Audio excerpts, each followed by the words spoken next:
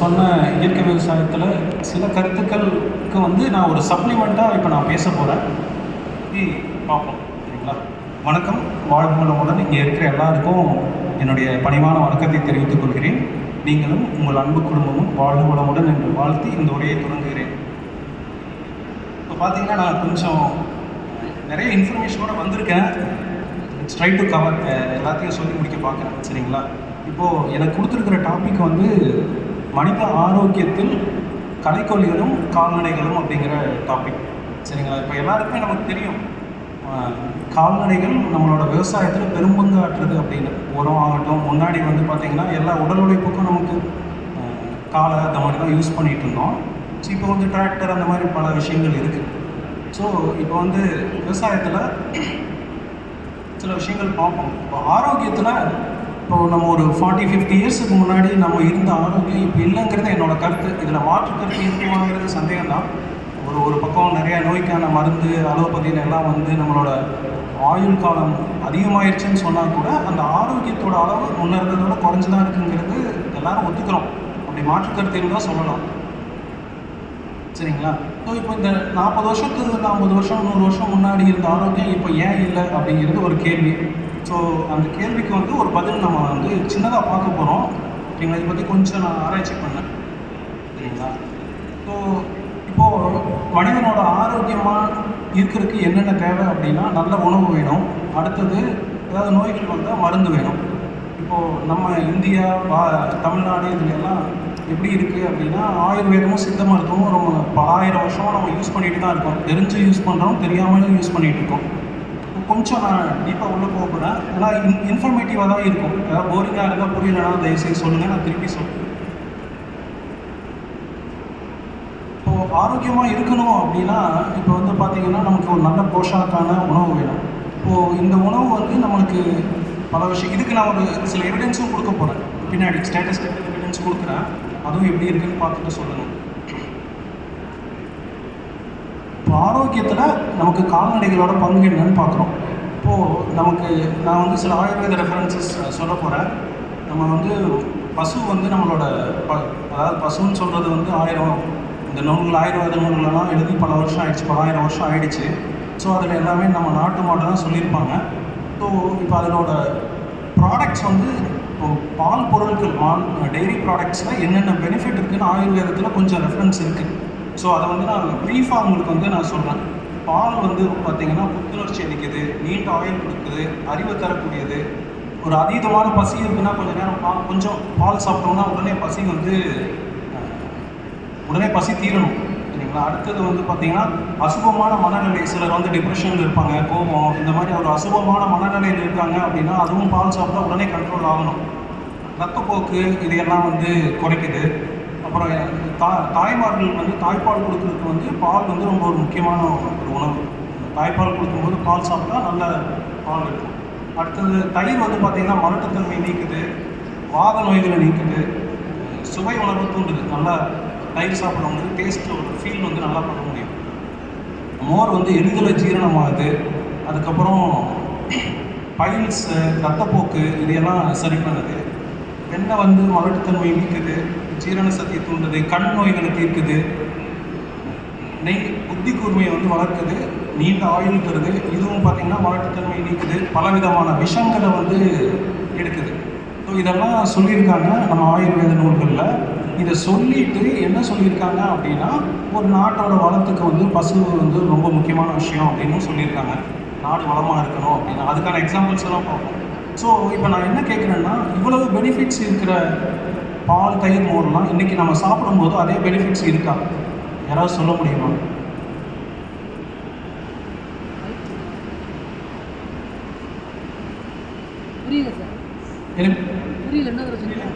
Okay, என்ன சொல்கிறேன்னா, இப்போ நம்ம பால் சாப்பிட்றோம். பால் சாப்பிட்டா உடனே புத்துணர்ச்சி கிடைக்கும்னு சொல்லியிருக்காங்க. நான் முன்னாடி அதை சின்ன வயசில் வந்து நாட்டு மாட்டு பால்லாம் சாப்பிட்ருக்கேன். அப்போ சாப்பிடும்போது எனக்கு அந்த ஃபீல் இருக்கும். ஒரு அரை டம்ளர் சாப்பிட்டாலே அந்த உடனே ஒரு புத்துணர்ச்சி கிடைக்கும், ரெஃப்ரெஷிங்காக இருக்கும். இப்போது நம்ம கிடைக்கிற பாலை சாப்பிட்டா அந்த மாதிரி ஒரு ஃபீலிங் இருக்காது.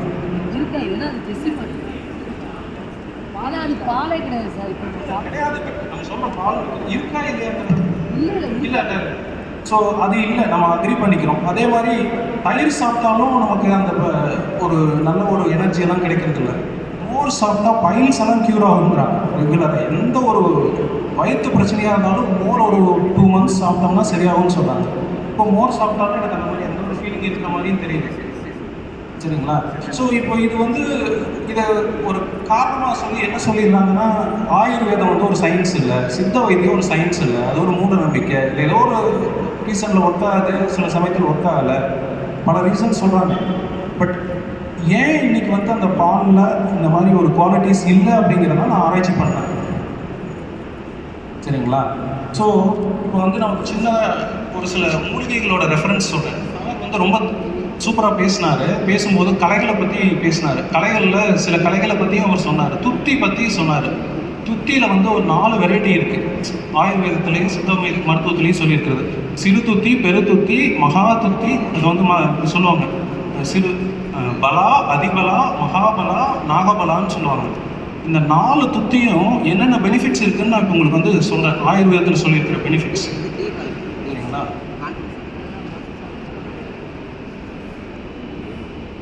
துத்தி வந்து பார்த்திங்கன்னா அது பேரே பலா. பலானா நம்மளுக்கு பலம் அளிக்கக்கூடியது. அது சாப்பிட்டிங்கன்னா ஒரு டானிக் மாதிரி. அதை சாப்பிட்டிங்கனாலே உங்களுக்கு இம்மிடியேட்டாக ஒரு எனர்ஜி கொடுக்கும். மாட்டுத்தன்மையை நீக்குது, ரத்தப்போக்கு கண்ட்ரோல் பண்ணுது, நோய் எதிர்ப்பு சக்தியை நம்மளுக்கு வந்து கொடுக்குது, முடக்குவாதத்தை நீக்குது, காயங்களை ஆற்றுது. மனநல பாதிப்பெல்லாம் இருந்துச்சுன்னா சாப்பிட்டிங்கன்னா கொஞ்சம் டிப்ரெஷனில் இருக்கிறவங்களுக்கு, அவங்களுக்குலாம் வந்து கோபப்படுறவங்க, இந்த மாதிரி இதுக்கெல்லாம் அது ஒரு பேலன்ஸ் பண்ணும். சரிங்களா? பெருந்துத்தி இன்னும் பவர் ஜாஸ்தி. இதே குவாலிட்டிஸில் இன்னும் நிறையா பவர் இருக்குது அதுக்கு. சரிங்களா? அதில் வந்து பார்த்திங்கன்னா விஷமுறிவு மருந்தாக இருக்குது. ஸ்னேக் பைட்டு கூட வந்து பெருந்துத்தியை வந்து சில இதில் யூஸ் பண்ணுறாங்க. அப்புறம் நரம்பு சம்பந்தமான நோய்கள் எல்லாம் க்யூர் பண்ணுது. அதில் இன்னொரு ஸ்பெஷல் இருக்குது. துத்தி வந்து சாயந்தரம் மட்டும்தான் பூக்கும். துத்தி வந்து பூக்குறது வந்து மாலையில் மட்டும்தான் பூக்கும், திரும்ப மூடிடும். துத்தி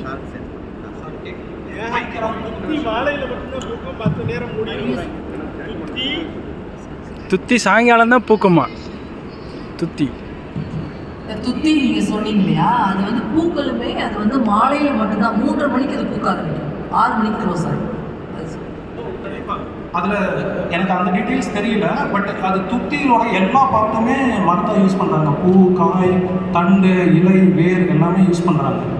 ஸோ துத்தி வந்து அப்படி ஒரு பெருந்துத்தி அவ்வளோ ஒரு பவர் இருக்கிற ஒரு விஷயம். சரிங்களா? கீழாநெல்லி தெரியும். கீழாநெல்லி எல்லோரும் கேள்விப்பட்டிருப்போம். டைஃபாய்டு, மஞ்சக்காமாலை, அப்புறம் வந்து பார்த்திங்கன்னா லிவர் சம்மந்தமான நோய்க்கெல்லாம் கீழாநெல்லி வந்து ஹெவியாக யூஸ் பண்ணுறாங்க. ஸோ அலோபதியில் மஞ்சள் காமாலைக்கு மருந்து இல்லை, நம்மளாக தான் ஹீல் பண்ணிக்கணும். ஆனால் கீழாநெல்லி தான் இருக்கிற ஒரே மருந்து. சரிங்களா? அடுத்தது பார்த்திங்கன்னா குப்பை மேனி இருக்குது. குப்பை மேனி மாடு வந்து சாப்பிடும். மாடு பற்றி போகும். குப்பை மேனி ஒரு வந்து கலை. அதில் வந்து தோல் பெனிஃபிட்ஸ் இருக்குது. காஃப், இருமலுக்கான மருந்தாக இருக்குது. சரிங்களா? இந்த சாரணை கீரைன்னு ஒன்று இருக்குது, மூக்குரிட்டைன்னு சொல்லுவாங்க. அதில் பல்வேறு வெரைட்டிஸ் இருக்குது. சாரி, இது கொஞ்சம் போரிங்காக இருந்துச்சுன்னா யாராவது சொல்லுங்கள், இன்டராக்டிவாக பண்ணலாம். எந்த கொஷின்ஸ் இருந்தாலும் கேளுங்க. சரிங்களா? சாரணை வந்து பார்த்திங்கன்னா புனார்ணவா அப்படின்னு பேர். அதாவது வந்து அது வந்து செல்களை வந்து புதுப்பிக்கிறோம். கிட்னி ஃபெயிலியர் ஆரம்ப ஸ்டேஜிலலாம் புனார்ணவா சாப்பிட்டா கிட்னி வந்து செல்ஸ் திருப்பி ரெக்கவர் ஆகிடும். மணத்தக்காளி தெரியும் நமக்கு வந்து வாய்ப்புண், குடல் புண் இதெல்லாம் ஆற்ற வல்லது. ஸோ அம்மான் பச்சரிசின்னு ஒன்று இருக்குது. அம்மான் பச்சரிசி வந்து பார்த்திங்கன்னா பெண்கள் சம்மந்தமான பல நோய்க்கு வந்து அது தீர்வு. சரிங்களா? ஸோ இவ்வளவு நோய் இருக்குது. அப்புறம் வந்து பார்த்திங்கன்னா வெட்டுக்காய பூண்டுன்னு ஒரு கலை இருக்குது. வெட்டுக்காய பூண்டு வந்து பார்த்திங்கன்னா அது ஒரு நிறைய பெனிஃபிட்ஸ் இருக்குது. Anti microbial, anti bacterial. அதுக்கப்புறம் அது வந்து காயங்களை வந்து சீக்கிரமாக க்யூர் பண்ணும். காயம் ஒரு சின்னதாக காயம் ஆகிடுச்சு அப்படின்னா, கத்திப்பட்டுருச்சு, அது இதுனா மேலே தேய்ச்சாலே கொஞ்சம் நேரத்தில் சரியாகும். ஸோ இது எல்லாம் நம்ம வந்து ஒரு லிஸ்ட் ஆஃப் வீடு, அது வந்து இந்த இவ்வளவு தான் நான் வந்து ஒரு ஆராய்ச்சிக்கு எடுத்துக்கிட்டது. இதுக்கு அப்புறமா பார்த்திங்கன்னா நிறைய வீடு இருக்குது. ஒரு ஹண்ட்ரட்ஸ் ஆஃப் வீடு. அக்ரிகல்ச்சர் யூனிவர்சிட்டியில் ஒரு பெரிய பிடிஎஃபே போட்டிருக்காங்க. மேபி ஐ டோன்ட் நோ, ஒரு 300-400 பக்கம் பிடிஎஃப் போட்டிருக்காங்க ஒவ்வொரு கலையை பற்றியும். ஒரு பெரிய எஃபர்ட் தமிழ்நாடு அக்ரிகல்ச்சர் யூனிவர்சிட்டிலேருந்து முன்னாடி பண்ணியிருக்காங்க. சரிங்களா? அதோட பொட்டானிக்கல் நேம், அதோட ஃபோட்டோ, அதை பற்றின பல்வேறு டீட்டெயில் கொடுத்துருக்காங்க. அதெல்லாம் அக்ரிகல்ச்சர் யூனிவர்சிட்டி சைட்லேருந்து பார்க்கலாம். ஸோ இப்போ நான் என்ன சொல்ல வந்த பாயிண்ட் என்னென்னா, பசும்பாலில் இப்போ இந்த குவாலிட்டிஸ் எல்லாம் இல்லாததுக்கு காரணம் என்ன அப்படிங்கிறது தான். ஸோ காரணம் வந்து பசுவுக்கு வந்து இந்த மாதிரி உணவே கிடைக்கிறது இல்லை. மாட்டுக்கு இந்த இந்த கலையில் இருக்கக்கூடிய ஸ்பெஷலான மூலிகைகள் எதுவுமே கிடைக்கிறது இல்லை. துத்தி, பெருந்துத்தி, கீழாநெல்லி, மணத்தக்காளி, வெட்டுக்காய பூண்டு, அப்புறம் பார்த்திங்கன்னா அம்மான் பச்சரிசி, கவில் தும்பை, இது மாதிரி நான் கொஞ்சம் எடுத்து பார்த்தேன், ஒரு 10க்கு மேலே. இதெல்லாம் எதுவுமே இன்றைக்கி கிடைக்கிறது இல்லை. ரீசன் என்னென்னா, ஃபஸ்ட்டு ரீசன் வந்து களைக்கொல்லி அடிச்சிடும். தோப்பு அதில் வந்து மாடு வளர்க்குறவங்க எல்லாரும் களைக்கொல்லி ஃபஸ்ட்டு அடிச்சிடறாங்க. 2,4-D அடிச்சிடறோம். நானும் என்னையும் சேர்த்து தான் சொல்கிறேன், முன்னாடி அடிச்சுட்டு இருந்தேன். இப்போ வந்து இதை பார்த்ததுக்கப்புறம் முடிஞ்ச அளவுக்கு கிடைக்கிறது இல்லை. முடிஞ்ச அளவுக்கு வந்து பார்த்திங்கன்னா ப்ரெஷ் கட்டர் அந்த மாதிரி போடுறது, மாடு மேய விட்டுறது, இந்த மாதிரி பண்ணுறது. ஸோ இப்போ என்னென்னா களைக்கொல்லி அடிச்சிடும். 2,4-D அடிச்சிங்கன்னா எல்லா அகன்ற இலை தவறும் போயிடும். ஏதோ புல் மட்டும் மிச்சம் இருக்கும். அருகம்புல், ஒரு 4-5 வெரைட்டிஸ் ஆஃப் புல் மட்டும் மிச்சம் இருக்கும். அதில் மாடை மேய விட்டிங்கன்னா இவ்வளோ தான் பெனிஃபிட், ஒன்றுமே இருக்காது பாலில். அடுத்தது பண்ணையில் மாடு வளர்க்குறோம். பெரும்பாலான இடத்துல வந்து பார்த்திங்கன்னா மாட்டு பண்ணையாக மாறிடுச்சு. பால் உற்பத்தி வந்து மாட்டு பண்ணையிலேருந்து வருது. அங்கே என்ன மாட்டுக்கு கொடுக்குறோம் அப்படின்னா, அவங்களும் பார்த்திங்கன்னா ஃபீடு, கேட்டில் ஃபீடு கொடுக்குறாங்க. ப்ளஸ் வந்து சோளத்தட்டு இல்லை வந்து வைக்கோல் வாங்கிட்டு போகிறது, இதுதான் அவங்களோட ரெகுலர் உணவு. அதுக்கப்புறம் வேணால் சம் எக்ஸ்டென்ட் சப்ளிமெண்ட்ஸ் எல்லாம் கொடுப்பாங்க. சரிங்களா? ஸோ இது வந்து கொடுத்ததுனால இப்போ பால் இந்த குவாலிட்டிஸே இல்லை. No medicinal qualities. அதுதான் வந்து பார்த்தீங்கன்னா இன்றைக்கி நம்மளுக்கு டெய்ரி ப்ராடக்ட்ஸ் எடுத்துக்கிறதுனால நம்ம அந்த பெனிஃபிட்ஸை ஃபீல் பண்ண முடியாமல் போனதுக்கு ஒரு பெரிய காரணம். ஸோ இது வரைக்கும் எல்லோரும் என் கூட இருக்கீங்களா?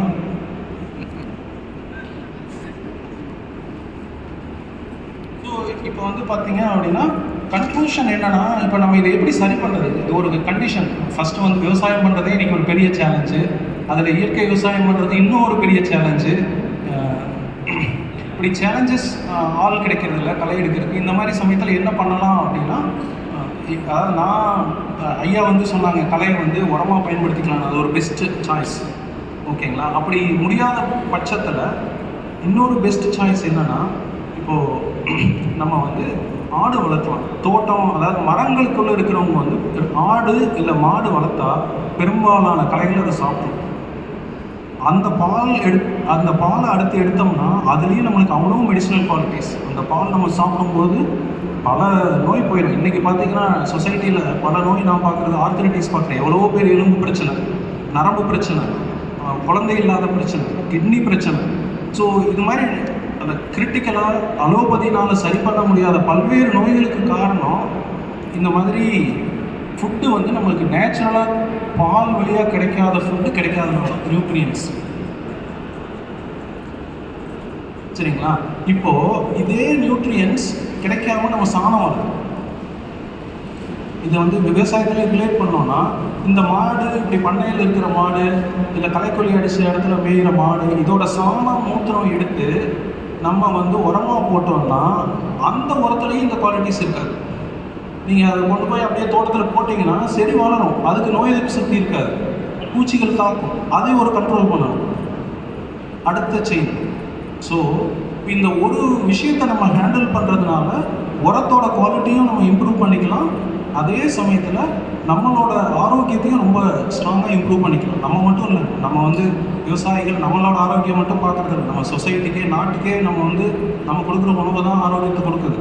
அதனால் ஒரு வலுவான சொசைட்டி, நல்ல சொசைட்டியை உருவாக்கணும் அப்படின்னா ஃபஸ்ட்டு வந்து களைக்கொல்லியை வந்து மேய்ச்சல் நிலத்தில் அடிக்கிறதுலேருந்து எவ்வளோ முடியுமோ அவ்வளோ தடுக்கணும்.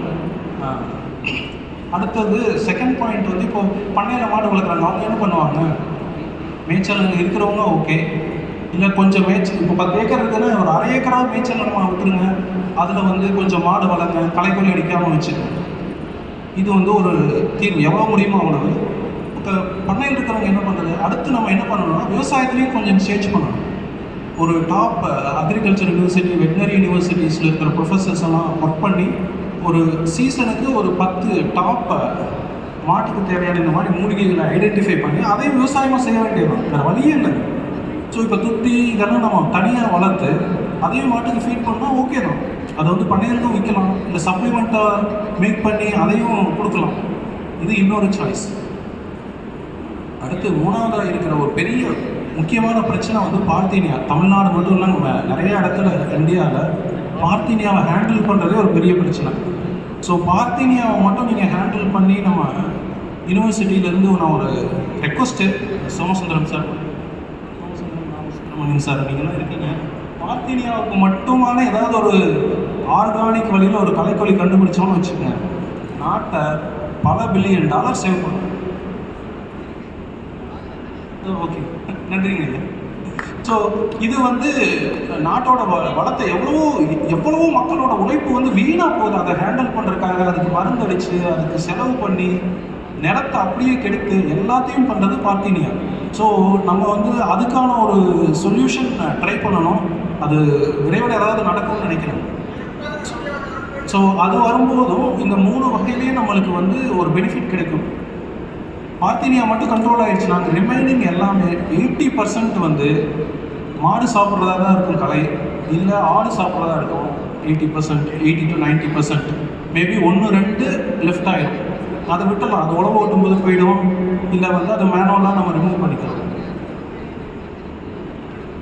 சரிங்களா? இது வந்து நான் சொல்ல வந்தது. ஸோ இப்போ வந்து உங்களுக்கு புரிஞ்சிருக்கு என்னோடய டாப்பிக்கில் கலைக்கொல்லியும் மனித ஆரோக்கியத்தில் கலைக்கொல்லிகளும் கால்நடைகளும். இப்போ கால்நடை வந்து எப்படி நம்மளுக்கு இருக்குன்னா டைரெக்டாகவே நம்மளோட பால் உணவு வந்து ஆரோக்கியமாக இருக்குது, அது நம்மளுக்கு ஹெல்ப் பண்ணுது. அதே மாதிரி அதோட சாணம், மூத்திரம் இதெல்லாம் வந்து பெரிய ஆர்கானிக் ஃபெர்டிலைசர். சார் சொன்னார், நேச்சுரல் இயற்கை விவசாயம் பண்ணும்போது மண்ணோட கரிம வளம், உயிர்ம வளம், இது ரெண்டும் நல்லா இருக்கணும்னா ஒரே வழி வந்து சாணமும் மூத்திரம் தான், வேறு வழி இல்லை. ஸோ இதுக்கும் வந்து இது வந்து இந்த மாதிரி கலைகள்னு சொல்கிற நம்ம நினச்சிட்டு இருக்கிறதெல்லாம் நிறையா மூலிகைகள், அதை வந்து மாட்டுக்கு அவைலபிளாக இருந்துச்சுன்னா நம்மளோட விவசாயம் இன்னும் நல்லா செழிக்கும்.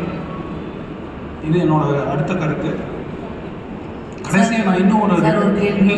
நீங்கள் சொல்கிறது வந்து எல்லாமே நாட்டு மாடுகளுக்கா, இல்லை மாட்டு சாணம்னு சொல்கிறது வந்து நார்மலாக ஜெர்சி மாடு இப்போ நம்ம யூஸில் இருக்கக்கூடிய இந்த சாணங்களோட பயன்பாடுகள் சொல்லுங்கள் சார்? ஆமாம், அதாவது வந்து எப்படின்னா நாட்டு மாடு இருந்தால் பெஸ்ட்டு. ஆனால் நாட்டு மாடு இப்போதைக்கு நம்ம எல்லாரும் அதே குவான்டிட்டியில் மேனேஜ் பண்ண முடியுமாங்கிறதும் டவுட்டு தான். ஸோ ஜெர்சியாக இருந்தால் கூட இந்த பலன் இருக்கணும், கொஞ்சம் வேரியேஷன் இருக்கும். இல்லை, ஜெர்சி மாட்டில் வந்து களைக்கொல்லியே இல்லாமல் அந்த மாடு எடுக்கக்கூடிய துத்தியாக இருக்கட்டும், நீங்கள் சொல்லக்கூடிய மூலிகைகள்லாம் எடுக்கக்கூடிய அந்த பால் சத்துள்ள பாலாக இருக்கும். கண்டிப்பாக இருக்கும், ஆனால் வேரியேஷன் இருக்கலாம். நீங்கள் நாட்டு மாட்டோட பால் அந்த குவாலிட்டி அளவுக்கு இருக்குமான்னு சொல்ல முடியாது, நான் லெபார்ட்டரியில் ரிசர்ச் பண்ணல. பட் கொஞ்சம் வேரியேஷன்ஸ் இருக்கலாம். இன்னைக்கு இருக்கிற நிலைமைக்கு அது வந்து ஃபார் பெட்டர் தான்.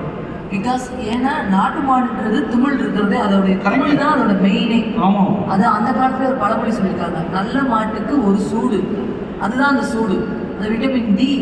அது இல்லாமல் நம்ம எத்தனை இது சாப்பிட்டாலுமே அந்த பால் நம்ம குடிக்கிறதுனால பீட்டா கேசின் 7 அதில் இருக்குது. நம்ம நல்லது தான், அதில் கால்சியம் இருக்குது, ப்ரோட்டீன்ஸ் இருக்குது, எல்லாமே இருக்குது. நீங்கள் சொல்லக்கூடிய மூலிகையெல்லாம் சாப்பிட்றதா, அதோடு சேர்த்து சில நஞ்சுகளும் உள்ளே போகுது. ஏன்னா ஜெர்சி மாடு நம்மக்கிட்ட நீங்கள் சொல்ல மாதிரி 90%, 80% ஜெர்சி தான். இந்த சாணத்துலேயும் அவ்வளோ எதுவுமே கிடையாது. எதுவுமே கிடையாதுன்றத விட நல்லது இருந்தால் கூட 80% கெட்டது தான் இருக்குது. நான் பொதுவாக நினைக்கிறது என்னன்னா, நம்ம நல்லது செய்யாட்டாலும் பரவாயில்ல, கெட்டது செய்யாமல் இருக்கும்னு நினைப்போம். ஆனால் இன்னைக்கு நிலைமைக்கு வேறு வழி இல்லை, இந்த சாணத்தை தான் நம்ம பண்ணுற மாதிரி இருக்கு. நீங்கள் சொல்கிற விஷயம் வந்து களைக்கொல்லின்னு பார்க்கும்போது அந்த கொஸ்டின்ஸ் எனக்கு வருது. எப்படின்னா களைக்கொல்லி இல்லாமல் நல்ல இதெல்லாம் சாப்பிட்டா கூட அந்த மாட்டுக்கு இந்த பாலில் தரம் வருமா? இப்போ நீங்கள் வந்து நாட்டு மாட்டோட மில்க் வந்து A2 மில்க் அப்படின்னு சொல்லுவாங்க. ஸோ அந்த குவாலிட்டி டெஃபினட்டாக இதுலேருந்து வரும். ஏன்னா இன்னைக்கு ரிசர்ச் சொல்லுது சார், புற்றுநோய்க்கு மெயின் காரணமே இந்த பால் தான் அப்படின்றது. பீட்டா கேசின் 7 இருக்கும். ஒரு நாளைக்கு நம்மளாம் 5 டீ குடிக்கிறோம், அது அந்த பால் தான் சாப்பிட்டுட்டே இருக்கோம். நீங்கள் சொன்னீங்களே நாட்டு மாடு வந்து நான் சாப்பிட்டப்போ உள்ள டேஸ்ட்டுக்கும் இப்போ நான் சாப்பிட்ற பாலுக்கும் டேஸ்ட் வேரியேஷன் ஆகுது. ஆனால் அதுலேயுமே நான் முரண்படுறேன். நம்ம அந்த காலத்தில் நானும் சில ஆராய்ச்சி பண்ணுறேன், அதனால நான் சொல்கிறேன், நம்ம வந்து நாட்டு மாட்டு பால் நம்ம குடிக்கிற பழக்கமே கிடையாது. அதுதான் நான் தமிழர்களுடைய இதே. நாட்டு மாட்டு பால் கன்றுக்குட்டிக்கு தான். நாட்டு பால் நம்ம எது குடிச்சோம்னா எருமை பால் தான் நம்ம குடிச்சிருக்கோம். இது நிறைய பேர் வந்து நாட்டு மாட்டு பால், அது வந்து கன்றுக்குட்டிக்கு மட்டும்தான். பசுவில் இருந்து நம்ம கோமியம் மட்டும்தான் நம்ம பயன்படுத்துகிறோம். காளை மாட்டிலேருந்து சாணம், பசுவிலிருந்து கோமியம், எருமையிலிருந்து பால், இதுதான் நம்ம தமிழர்களுடைய முன்னோர்களுடைய இதுவே. காளான் இன்னைக்கு நான் சொல்கிற இந்த விஷயம் நிறைய பேர் தெரியுமான்னு தெரியல. நான் இது ஒரு ரிசர்ச்சும் போய்கிட்டு இருக்கு, நான் சப்மிட் பண்ணியிருக்கேன். காளான் பசு அப்படின்னு சொல்கிறாங்க இல்லையா, அது உண்மையாலுமே எல்லாரும் என்ன நினைக்கிறீங்கன்னா அந்த பசுவில் ஒரு வெரைட்டியாக இருக்கக்கூடியதுன்னு சொல்கிறீங்க. இல்லை, எருமையினுடைய இன்னொரு பேர் தான் காளான். ஓகே, அதுதான் அதில் மருவி தான் அந்த பசு, கருப்பாக இருக்கிற பசு தான் வந்து காளான் பசு அப்படின்றது. இன்றைக்கும் அந்த மருவி அது அப்படியே இந்த பசுவை பற்றி சொல்கிறாங்களே ஒழிய எருமை தான் முழுமையாக கருமையாக இருக்கும். அதுதான் உண்மையானதுவே வந்து காளான் அப்படின்ற பேர் வந்து எருமைக்கு தான். அதனால தான் அந்த பால் வந்து சில பால்னாலே எருமை பால் தான் நம்ம முன்னோர்கள் குடிச்சிருக்காங்க அந்த காலத்தில். ஆனால் நீங்கள் இப்போ வந்து எருமை பால் குடிச்சா மந்தமாயிடுவோம் அப்படின்னு சொல்லி அதை மாற்றி அந்த பாலுக்கும் நம்மளுக்கும் தொடர்பே இல்லாமல் ஆக்கிட்டாங்க. அதுக்கு தான் இந்த ஆன்மீகத்துலாம் பார்த்தீங்கன்னா யமன் வந்து எருமையில் போகிறாருன்னு சொல்கிறது, காளை மாட்டில் வந்து சிவன் போகிறாருன்னு சொல்கிறது. நம்ம நல்லா சிந்திக்கணும் சார். நீங்கள் ஆன்மீகத்தோட சில அறிவியலையும் சொல்கிறதுனால இதை நான் சொல்கிறேன், நீங்கள் ஆராய்ச்சி பண்ணுறதுனால நான் சொல்கிறேன். சிவனுக்கு முன்னாடி ஏன் நந்தி வச்சுருக்காங்க, காளை மாடையும் வச்சுருக்கணும். அதுக்கும் நம்மளுக்கும் அப்போ மனிதர்களுக்கு ஏதோ தொடர்பு இருக்கு இல்லையா, காளை மாடு. அப்புறம் கிருஷ்ணனுக்கு பின்னாடி பசு வச்சுருப்பாங்க. நல்லா நீங்கள் சிந்திச்சு பாருங்க. படைத்தல், காத்தல், அழித்தல். படைத்தல் சிவன், அது சிவனை எல்லாருமே அழித்தல் நினச்சிட்டு இருக்காங்க. அப்புறம் அதில் என்ன செய்கிறாங்க, அதோட இன்னொரு கன்வர்ஷன் தான் வந்து யமன் அப்படின்னு சொல்கிறாங்க. அப்படி இல்லை, சிவன்றது வந்து படைத்தல் தான். திருநீர் நீங்கள் சாப்பிட்டீங்கன்னா அணுக்கள் உருவம், அது காளை மாட்டினுடைய திருநீர். பசு நாட்டு திருநீரை வந்து எல்லாம் மாற்றிட்டாங்க, எல்லாம் கலந்து பண்ணிட்டு இருக்காங்க. ஸோ என்னுடைய கருத்து, சாரி உங்களோட கருத்து நான் எடுத்து சொல்லுங்க, கேட்டுதான் எனக்கு புரியுது. அதுதான் படைத்தல், காத்தல்ன்றது கிருஷ்ணரை காத்தல்னு சொல்றாங்க இல்லையா, அதுதான் பசு வந்து நம்ம அதனால அது பின்னாடி வச்சிருப்பாங்க. அது வேற, அது சில ஆராய்ச்சிகள் போயிட்டு இருக்கு. பசுவினுடைய கோமியம் தான், அதனால தான் பசுவினுடைய பின்பகுதியை பார்க்க சொல்லுவாங்க. ஒரு எல்லா சாமி இப்படிலாம் பார்த்தீங்கன்னா பசுவினுடைய பின்பகுதியை கும்பிடுங்க. சாரிம்மா, டைமுக்காக நான் சொல்கிறேன். உங்களுக்கு ஒரு ஸ்டாட்டிஸ்டிக்ஸ் பின்னாடி சொல்கிறேன் நான் குயிக்காக. அதாவது வந்து இப்போ நீங்கள் சொல்கிற பாயிண்ட் என்னென்னா, அதாவது எருமை மாட்டோட பால் பற்றி நானும் கொஞ்சம் படிச்சிருக்கேன். ஸோ நாட் ஓன்லி படித்தது மட்டும் இல்லை, கொஞ்சம் திக் பண்ணி பார்த்தாலும் எருமை மாட்டோட பால் வந்து கொஞ்சம் மந்தமாக தான் இருக்கும். ஸோ அதை சாப்பிட்டீங்கன்னா மந்தமாக தான் இருக்கும். ஜெர்சி மாட்டு பால் மந்தம் இருக்காதா? இல்லைங்க, அதாவது வந்து நீங்க பாலே கிடையாது, பாலே கிடையாது. இதுதான் சார் கேன்சரை உண்டு பண்ணிட்டு இருக்கு. எருமை பால் வந்து நம்மளுக்கு மந்தம்ன்றதுக்கு ஒரு வேர்டு இருக்கணும். அதாவது ஆராய்ச்சியில் அதுக்கு ஒரு நான் பீட்டா கேசின் 7 சொல்றேன்ல, இது ஜென்ரலாகவே எல்லாரும் சொல்லிடுறாங்க எருமை பால் குடிச்சா மந்தமாகும். ஜெர்சி மாடு இன்னைக்கு கூட அந்த வெயில் இருந்தா அப்படியே சுமண்டு போயிடும். ஆனால் நாட்டு மாடு பாருங்க எவ்வளோ நேரம் வெயில் இருந்தாலும் அப்படியே, பிகாஸ் அந்த vitamin D and then vitamin D அதில் நிறைய அர்த்தங்கள் இருக்கு அந்த திமிழுக்கு. ஸோ அதுதான். சாரி நீங்கள் பேசுறீங்களா? இல்லை, நான் சொல்கிறது உங்களோட கருத்துக்களுக்கு நன்றிங்கம்மா. நான் என்னோட ரிசர்ச்சும் அதை க்ளோஸ் பண்ணி தான் வருது. இப்போ எருமை மாட்டு பால் வந்து இப்போ நாட்டு மாட்டு பால் முன்னாடி நம்ம குடிக்கல அப்படின்னு சொன்னாலும் குடிக்கலாமல் இருந்திருக்கலாம், சரிங்களா? ஆனால் அது ஒரு தேவையற்ற ஒரு கருத்து தான். என்னை பொறுத்த வரைக்கும் தாராளமாக மாட்டுப்பால் எடுத்துக்கலாம். சில வயதினர் வந்து மருந்து இல்லை, நான் அதுக்கும் ஒரு இதுக்கு வரேன், ஒரு இன்ஃபர்மேஷன் கொடுக்குறேன் நான். ஸோ என்ன சொல்ல வரேன்னா, இப்போ நீங்கள்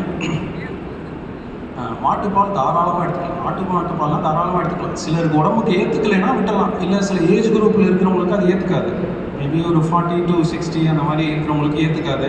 ஸோ நீங்கள் வந்து ஒரு ஆயுர்வேத டாக்டரையோ சித்த டாக்டரையோ கேட்டிங்கன்னா, இப்போ நாட்டு மாட்டுப்பாலில் வேறு ஏதாவது சப்ளிமெண்ட்ஸ் ஆட் பண்ணி எடுத்துக்கிட்டிங்கன்னா அது டைஜஸ்ட் ஆகும், ஏற்றுக்கும், சரிங்களா? இன்னும் ஒரு சில பாயிண்ட்ஸுக்கு வரேன் நான்.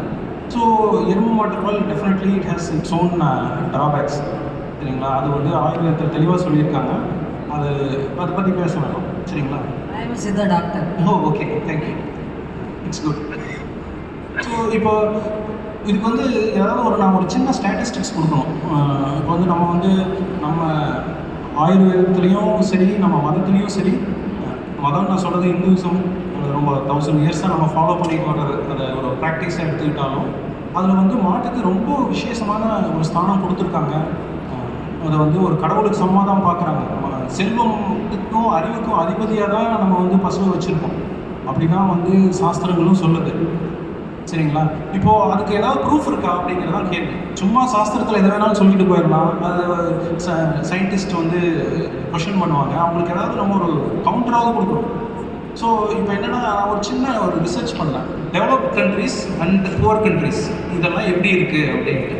ஸோ இப்போ வந்து டெவலப்டு கண்ட்ரிஸ்னு கொஞ்சம் கண்ட்ரிஸ் எடுத்துக்கணும். டெவலப்டு கண்ட்ரிஸ்னால பெரும்பாலும் எந்த ஆங்கிளில் எடுக்கிறது அப்படின்னா, நல்லா படிச்சிருக்கணும், விஞ்ஞான வளர்ச்சி இருக்கணும், பொருளாதார வளர்ச்சி இருக்கணும், அவங்களுக்குள்ள வறுமை அந்த மாதிரிலாம் இருக்கக்கூடாது, இந்த மாதிரி ஹாப்பியாக இருக்கணும், இந்த ஃபேக்டர்ஸ் எல்லாம் எடுத்துகிட்டு பார்த்தோம் அப்படின்னா டெவலப்டு கண்ட்ரிஸ்ன்னு கொஞ்சம் நல்லாவே சொல்கிறது பார்த்தீங்கன்னா ஸ்காண்டினேவியன் கண்ட்ரிஸ் சொல்லுவாங்க, நார்வே, ஃபின்லாண்ட், ஸ்வீடன் சொல்லுவாங்க, அப்புறம் ஸ்விஸ் சொல்லுவாங்க, அப்புறம் பெல்ஜியம், ஆஸ்ட்ரியா, இது மாதிரி கண்ட்ரிஸ் சொல்லுவாங்க. ஆஸ்திரேலியா கூட வரும், யூஎஸ், கனடா. ஈவன் தோ சில பிரச்சனைகள் அந்தந்த கண்ட்ரிலையும் ஹெல்த் பிரச்சனை அதெல்லாம் இருந்தால் கூட இதெல்லாமே டெவலப்டு கண்ட்ரிஸ், நல்ல ஆரோக்கியமாக மக்கள் இருக்கிற இடம், ப்ளஸ் அறிவு நிறைய வளர்ந்த இடம், விஞ்ஞானம் நல்லா வளர்ந்த இடம். ஸோ இந்த கண்ட்ரிஸ் எடுத்துக்கணும். அடுத்தது புவர் கண்ட்ரிஸ் எடுத்துக்கணும். சோமாலியா, புருண்டி, காங்கோ, இந்த மாதிரி ஆஃப்ரிக்கன் கண்ட்ரிஸ். ஸோ இந்த கண்ட்ரிஸ் எடுத்துக்கணும். ஸோ இந்த கண்ட்ரிஸ்க்கும் இதுக்கு என்ன வித்தியாசம்? ஆஃப்ரிக்கன் கண்ட்ரீஸ்க்கும் யூரோப்பியன் கண்ட்ரீஸ்க்கும் என்ன வித்தியாசம்? ஆஃப்ரிக்கன் கண்ட்ரீஸ்லேயும் நேச்சுரல் வெல்த் நிறையாவே இருக்குது, ஏஷியன் கண்ட்ரீஸ்லேயும் நிறையாவே இருக்குது. ஆனால் நீங்கள் யூரோப்பியன் கண்ட்ரீஸில் 6 மாதம் எதுவுமே விளையாது, அடுத்த 6 மாதம் தான் ஏதாவது விளைய வைக்கவே முடியும். அப்படி இருந்து கூட அவன் வந்து அவ்வளோ தூரம் போயிருக்கான்னா என்ன காரணம்? அவன் வந்து நம்மளோட ஆயுர்வேத ரெஃபரன்ஸ் எடுத்துகிட்டு போயிருக்கான். பார்த்தீங்கன்னா ஆயுர்வேதத்தில் என்ன சொல்லியிருக்கு? பசுவோட பால் நல்ல போஷாக் அளிக்கக்கூடியது, ஆரோக்கியம் அளிக்கக்கூடியது, நீண்ட ஆயுள் அளிக்கக்கூடியது, நோய்களை தாங்க வல்லது அப்படின்னு தெரிஞ்சு அதை எடுத்துகிட்டு போயிருக்கோம். ஸோ இப்போ பார்த்தீங்கன்னா பால் கன்சம்ஷன் இண்டெக்ஸ் எடுத்து பார்த்தீங்கன்னா எவ்வளவு பால் எந்தெந்த கண்ட்ரியில் கன்சியூம் பண்ணுறாங்க அப்படின்னு பார்த்தோம்னா ஃபஸ்ட்டில் இருக்கிறது வந்து பார்த்தீங்கன்னா ஐ திங்க் ஸோ யூரோப்பியன் கண்ட்ரீஸில் தான் எல்லாமே இருக்குது. ஸ்விஸ்ஸு, ஸ்வீடன், நார்வே, இந்த மாதிரி கண்ட்ரிஸ் தான் இருக்குது. அங்கே தான் மக்கள் ரொம்ப ஹாப்பியாக இருக்காங்க, ஆரோக்கியமாக இருக்காங்க. அதனால் அதே பார்த்தீங்கன்னா approximately 200 litres per year average per பர்சனோட கன்சம்ஷன் வந்து டெய்ரி ப்ராடக்ட்ஸுக்கு 200 லிட்டர்ஸ் பர் இயர் அவங்க கன்சியூம் பண்ணுறாங்க. 200 ஆர் மோர் டெவலப்டு கண்ட்ரீஸில். இதே அப்படியே எக்ஸாக்டாக நான் சோமாலியாவில் எடுத்து பார்த்துருக்கேன். சோமாலியாவில் அவங்களுக்கு ஒரு வருஷத்துக்கே ஒரு பர்சனுக்கு கிடைக்கிற மேக்ஸிமம் பால் 10 to 20 litres. Congo less than 10 litres. இன்னும் புருண்டி அது மாதிரி கண்ட்ரீஸ்லாம் ரொம்ப கம்மி, இன்னும் கம்மி. ஸோ இப்போ பார்த்தீங்கன்னா ஸோ அதனால தான் சொன்னோன்னா நம்ம வந்து அதாவது வந்து பசு அப்படின்னு சொல்கிறோம், கால்நடைகளை நல்லா கவனிச்சிட்டோம்னா அதோட பெனிஃபிட் நம்மளோட ஆரோக்கியம் நம்மளோட சொசைட்டிக்கு நல்லா வரும். இந்த சென்ஸ் விவசாயத்துலேயும் டைரெக்டாக வரும், டைரெக்டாக நம்மளோட ஆரோக்கியத்துக்கும் உதவியாக இருக்கும் அப்படிங்கிறதான் என்னோட கருத்து. ஸோ இதை சொல்லணும் தான் இருந்தேன். இயற்கை விவசாயிகளெல்லாம் இதை ஃபாலோ பண்ணி தங்களால் முடிஞ்ச அளவுக்கு கால்நடைகளுக்கு இந்த மாதிரி களைக்கொல்லி இல்லாத மேய்ச்சல் நிலம்லாம் இருந்து கொடுத்தோம்னா எல்லோரும் நல்லாயிருக்கும். இதை சொல்லி என்னோடய உரையை நான் முடிச்சுக்கிறேன். நன்றி, வாழ்க்கை.